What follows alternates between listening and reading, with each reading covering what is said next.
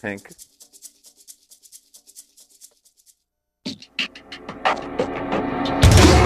Coming to you live from the Vegas Video Network Studios, just steps from the Las Vegas Strip, it's Top of the Food Chain. And now your host, he's 1 part Mohawk, 2 parts attitude, and a touch of what the It's Al Mancini. Wow. That was just silence. That was harsh, man. Scott, if you don't cue them, they don't do it, man. That. No, that's okay. Okay, we can try it again? Yeah, come on. Okay. Top of the food chain. There you go. That's what we needed. We need Scott doing his Cookie Monster meets death metal voice, man. That was great, Scott. Thank you very much. Thank you all. Welcome to Top of the Food Chain on the Vegas Video Network. I am your host, Al Mancini. Today, thinking of proclaiming myself kind of the way Howard Stern once did, I'm the king of all food critics. No, you know what? The king. You know, I was raised a good Catholic boy. I went to 16 years of Catholic school. I always wanted to be the Pope when I was little, my mom tells me. So I'm going to be the Pope of all food critics with one big difference. When visiting dignitaries go to visit the Pope, they have to kiss their ring. When visiting... Hey, how your mic just dropped out? Wow, what happened? My mic is back, but in the middle of my joke, really. I was setting myself up. It is. It's rough, man. Anyway, I am the Pope of all food critics because when visiting dignitaries go to visit the Pope, foreign dignitaries, the president, whoever, they have to kiss his ring. When visiting food dignitaries come to Las Vegas now, they must kiss my mohawk. And you can see right there, Joel Robuchon kissing the mohawk, paying tribute to me, the Pope of all food critics. How great is that, man? Come on. Joel Robuchon kissing the mohawk. Anyway, we'll get more about Joel in just a second, but first, very, very excited right now, and we've got cookies to celebrate. Bread and Butter, our longtime sponsor, will be sponsoring the show, I guess, for another few months. Thank you so much. Chris Herron here in the audience. He brought us cookies to celebrate our continuing partnership. Always wonderful to hang out with one of the great chefs here in Las Vegas, and one of the guys who is really at the forefront, along with my guests today, but a few guys who really took the skills of the Strip and are taking them out into the suburbs. And if you want a great neighborhood bakery, incredible pastries, wonderful sandwiches for lunch, Bread and Butter on Eastern Avenue. I mean, this is a guy that worked for Robuchon, Bouchon's world-renowned bakery, for forever there. So it's great to have Chris as a sponsor one more time. And big announcement, which I'm thrilled to make. Meat and Three, his new restaurant that he'll be starting right next door. Not right next door. It's 2 doors down, Chris. 6 doors down, but right down. Whoa, man, I'm dropping things. Anyway, just down from Bread and Butter, we got Meat and Three, and it's going to be, I guess, Southern influenced. That's a big. I'm not from the South. They kind of scare me down there sometimes. They don't like my haircut, but apparently Meat and Three is a reference to just a good old-fashioned diner, and he's going to be doing good old-fashioned Southern diner food, and that's going to be open in a few months. Keep your eyes out. We will be talking about it here, obviously, right here on Top of the Food Chain. So, again, Chris, thank you one more time. Thank you. He's got all kinds of macaroons here. We've got purple, green, pink coffee. But I am just hoping that you included the same ground bug mixture in your pink cookies that they use at Starbucks, because that's all natural, man, and I love that. Oh, man, Beetlelicious. Just don't say Beetlejuice 3 times while you're eating it. I will be back in a moment. Oh, one bit of bad news. Vic Vegas was supposed to be with us today. Vic gave me a phone call yesterday. He had to go to Los Angeles. Could not tell me why he was going to Los Angeles. Scott, I hear they make some TV shows in Los Angeles, don't they? I don't believe that at all. No, well, I have been told that maybe there are TV shows that are done in Los Angeles, so perhaps that has something to do with it, but he wouldn't tell me why. Vic will be here next week, but do check him out on Chopped All-Stars this week. He's going to be one of the competitors representing Vegas. So sorry we don't have him. We do have Sheridan Sue, one of our other great local chefs. Sheridan will be out in a minute, but first, I'm going to figure out what's going on with my microphone, and I'll be right back. Traditional media believes that after about 3 minutes, you'll tune out. Most Vegas media companies think if it doesn't jiggle, you won't tune in. At the Vegas Video Network, we think both are wrong.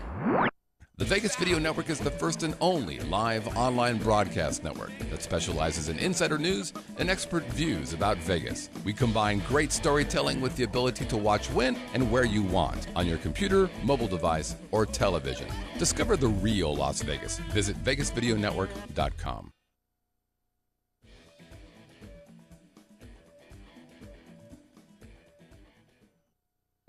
No pressure. Hi, I'm Dennis Silvers from, can't think of the name of my damn show.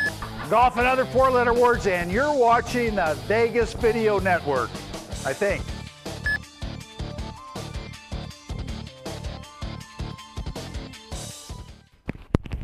And we're back on the Vegas Video Network with Top of the Food Chain. I'm Al Mancini. I think all the people crawling around near my crotch have left, so that's always, I guess, a sign that it's time to start your job. Just ask the U.S. Secret Service about that one. Anyway, one thing I forgot to mention, I wanted to talk a bit about Robuchon being here in town. The master, the chef of the century, Joel Robuchon, was here again. He comes about 4 times a year because he has 2 incredible restaurants here in Las Vegas. I want to give you a little glimpse behind the scenes and some of the funny stuff about having him here. I showed you him kissing the Mohawk, which was great, but he was signing copies of his new book. And, we've got a picture here with Grace Bascos, one of our great local food writers. She works for Las Vegas 7, Vegas Rated. There you'll see her having her picture taken up at one of the Skylofts. But, Mr. Robuchon came, and it was great. He's got a great new book. But I have to tell you, it's hysterical to me, this new book, because he is the author of what I consider one of the absolute finest food books in the world, and this is kind of this is sort of a Bible if you're a foodie. This is the complete Joel Robuchon.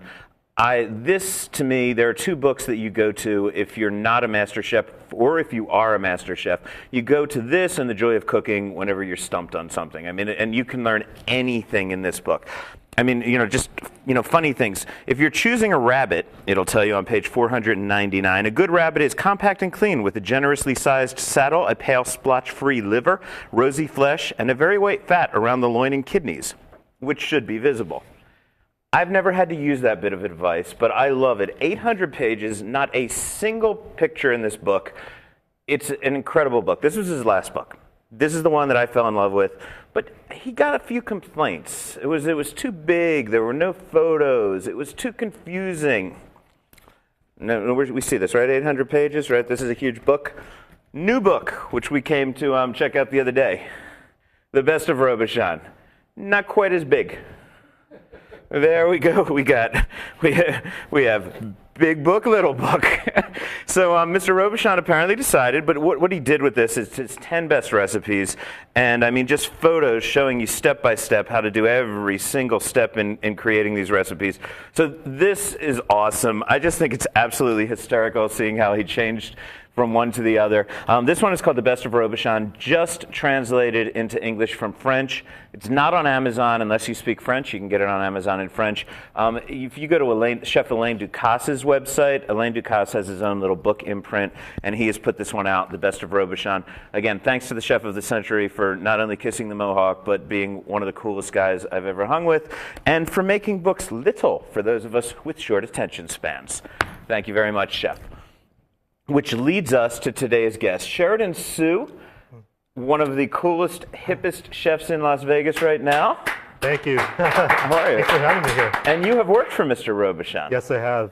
Awesome, awesome kitchen. Yeah, and I want to get into that in a little bit, but just to bring people kind of up to date to where you are, you're at a restaurant right now called Great Bao. Yes. Great Bao Cafe. I want to show a few pictures of this because this is the craziest restaurant in Las Vegas. And, the New York Times asked me about it when they were out here. And my friend Chris Cognac, who used to be on the Food Network, asked me about it when he was visiting out here. Everybody wants to know about Great Bao Cafe. Scott, can we show the exterior shot of Great Bao?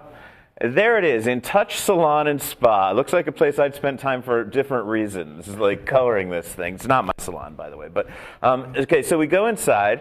And when you walk through the doors, there you are. That's where they check in the people on the right there. No, on the left, excuse me. receptionist on the right? There's the receptionist, excuse me, on the right, and on the left are your tables, and then past that is a place where they sell hair care products, right? Yes. And you have 2 tables, 2 seats each, and then when you turn that corner, if you kind of circle around that receptionist desk, here you are, and you've got a little bar with 2 more seats. So you seat 6 people here. 6 people total, that's it.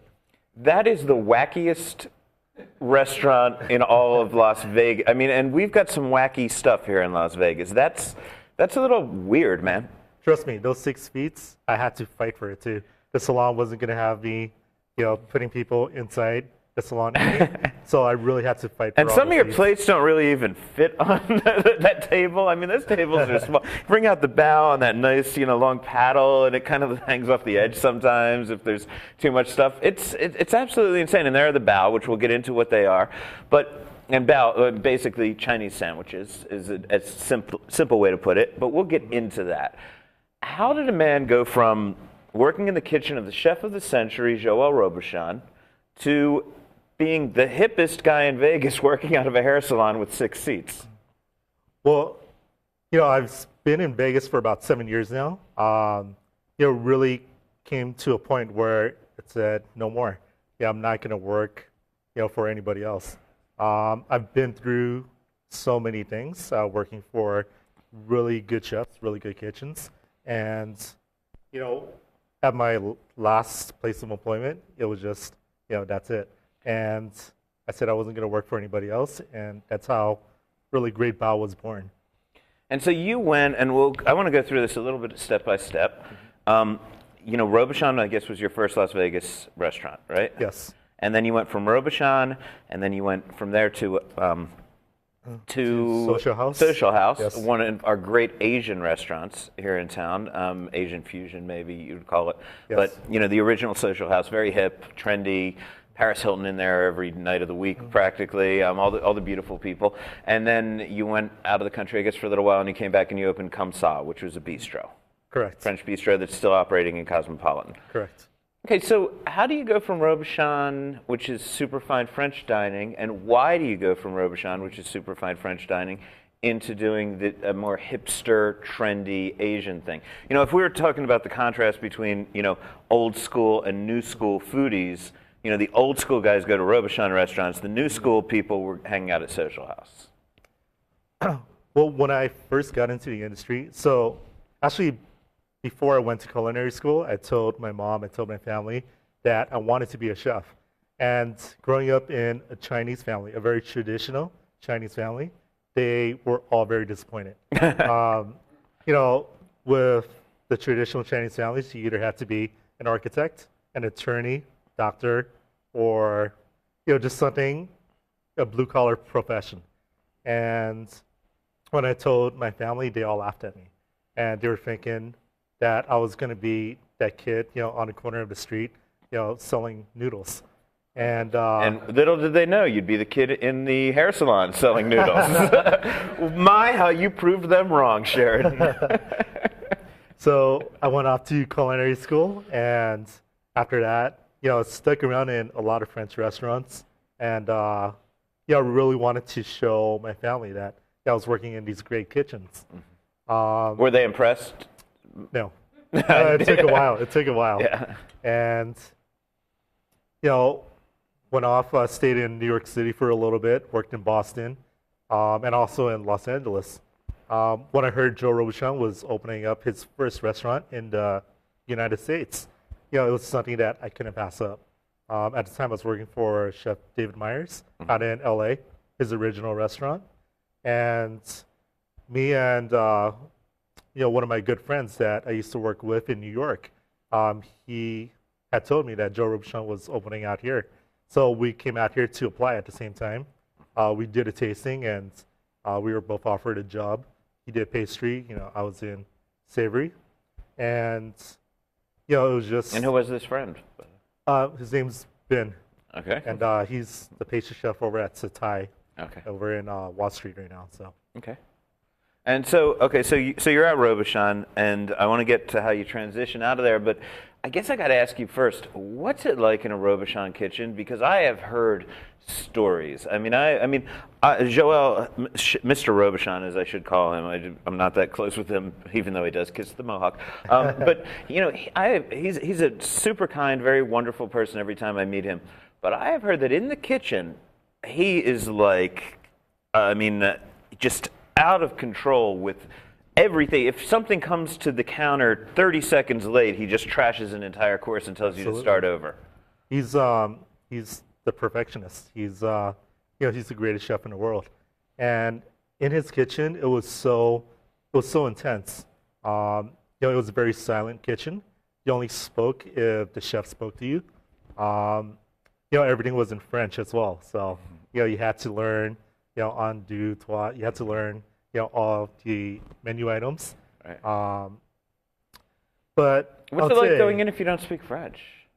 I'm sorry, I didn't mean to cut you off there. I apologize. Well, if you didn't speak French, then you were lost. Yeah. You had to learn it right away.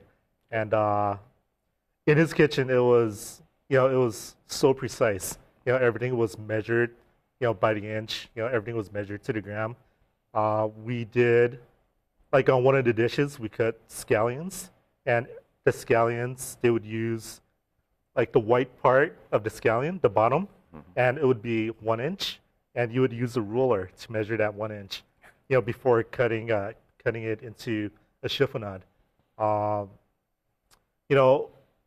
Another dish that we did was that I had to do every single day was the lettuce puree, and that was not very fun. So the way we would do it, just because the kitchen space was so limited, I was only left with about this much space to work with. I put my stock pot full of water on the stove, just heavily salted, and then we would blanch romaine lettuce and bib lettuce for the lettuce puree. But one head of lettuce went in, and that was it. And until that was cooked through, I would take it out, ice it, chill it down to preserve the color. I'll dump the water out and then start with a fresh batch of water. So every single head of lettuce started with a fresh batch of water.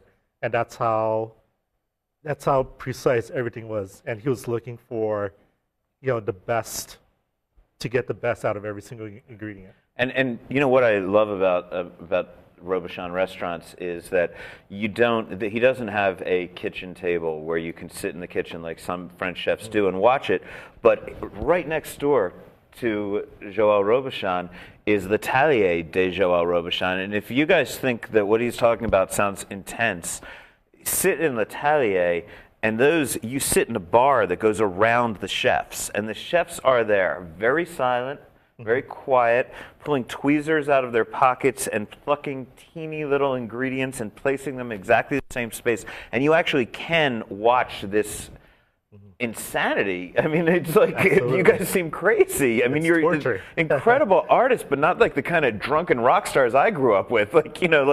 So absolutely, so much discipline goes into that stuff. And for you to say it's a very silent kitchen, because I have sat in kitchens, and they're usually very noisy and a lot of cursing going on. So none of that in Mr. Robuchon's kitchen? None at all.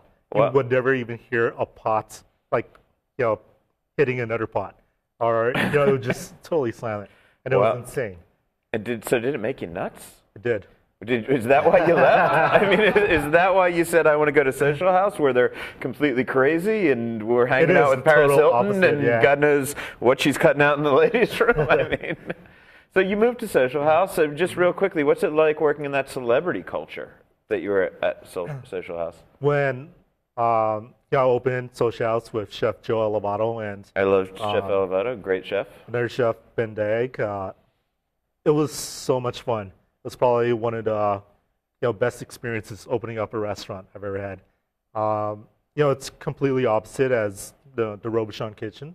Over there, we did up to 800 covers on a Saturday night, and it was intense in a different way, where we pushed a lot of food out of that kitchen, but it was really good food at the same time. We took in a lot of celebrities, and a lot of times we cooked privately for them as well, and that was very fun. Craziest story you're allowed to tell? Ooh. I did not see this in person. I was too busy working in the kitchen, but I've heard it from some of the sushi chefs that were out at the counter. One day, Gene Simmons, Halloween, he came in and he was really dressed as himself. And Dennis That's the beauty Rodman, of being Gene Simmons, right? exactly. Dennis Rodman came in dressed as Gene Simmons as well, same night, Halloween. Wow. And they both crossed each other, and then they turned back, and they looked at each other face to face. And they just nodded, and they just kept walking. Wow, But that was pretty cool. that was a great restaurant, and of course now it's still open at Treasure Island at Kohato or something. What's the name? I think of it became Kotan, but Kotan, okay. that's no more as well. It's a Oh, really? shame because it's a beautiful, beautiful restaurant. Gorgeous room, great designers. I can't remember who designed it. Avro Co. out of New York. Yeah, Avroco, right.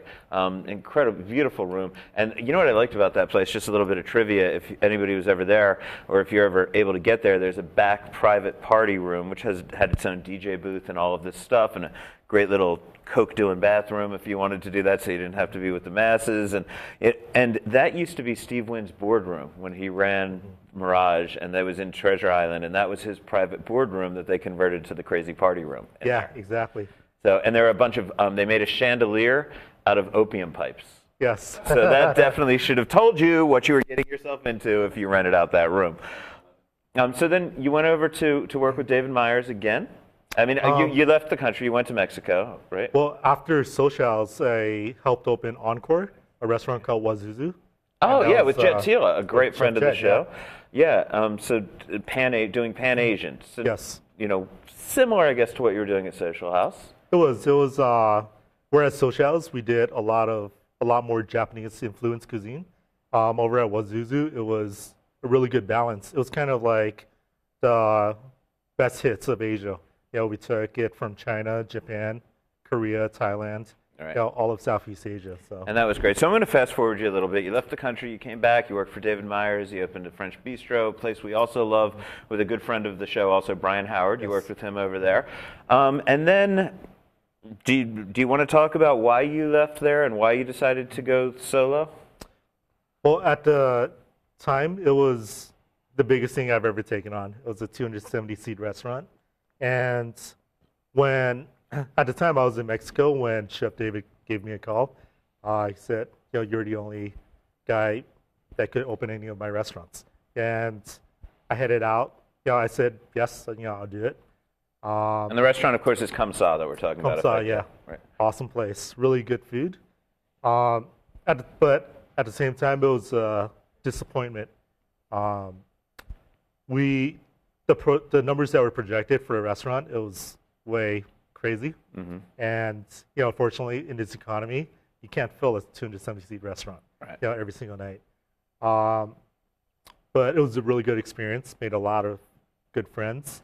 But at the same time, there were a lot of things that happened. Say, like Wall Street Journal came out and came to me and asked me some interview questions. The next week, I flip open Wall Street Journal. My name is replaced by somebody else's name. And, there were things like that. Oh, did I have to yell at David for you? There were, things that just irritated me so much that I couldn't do it again. I couldn't, even after that restaurant, I had offers. I mean, a lot of politics is what you're saying. I mean, when you're dealing with the Cosmopolitan opening, projected as the last giant opening here in Las Vegas for probably maybe at least a decade, maybe more. I mean, nobody's building, Mm-hmm. And here you are in this high-profile restaurant, high-profile celebrity chef, and so a lot more politics than cooking. Exactly. And also, I was getting to a point where I lost myself. I was no longer cooking in the kitchen. I was, 16, 18 hours a day, running around doing administrative duties. And, I really wanted to get back and cook. So, which really led me to Great Bao. So you get out, and I mean, you've told me this story before, but you decide, wow, everybody's getting into the food truck scene. What the hell? Food trucks are great. I'm going to make $1 million. I'm going to be the next food truck mogul, right? That's your thought? Not exactly. No? But it was my thought to be my own boss. Okay. And, that was my whole thinking. even if I made $100 a day and I could pay my bills, I would have been okay, as long as I was my own boss. And I took part of my savings, put that into a food truck, and I thought I got a really good deal on it. And I drove it around, I used it. I said, okay, this is a great truck. But after the truck was handed to me, one part just broke down after another. That's what everybody tells me about food trucks. I mean, it's like buying that sweet car you've had your eye on, I trust me, my wife, don't even get my wife talking about buying classic cars. And, you buy something and it seems cool, and then next thing you know, it costs you 10 times what you invested in it to keep it running. Exactly. It's exactly what happened to me. And, what started as a small investment, it turned into my entire, bank account being put into this truck. And it was at a point where I couldn't put any more money into it. I was negative. I was negative on my credit cards. Welcome to 2012, brother. And all you people out there negative on your credit cards, raise a glass at this point. So yeah, how do you end up in a hair salon? Well, I figured that the next step for me, because the truck wasn't going to work out, it was either to go back to work, which I didn't want to do, or just look outside the box and figure out a way to do a business involving food. You told me you found it online, right? I did. I went on Craigslist, looked at a bunch of restaurant spaces. I have found some creepy things on Craigslist, but never a fine business opportunity. I struck gold with this. Yeah. And you and I obviously cruise different areas on Craigslist. That's all I know, man. Yeah, so I went on Craigslist, looked at a bunch of restaurant spaces.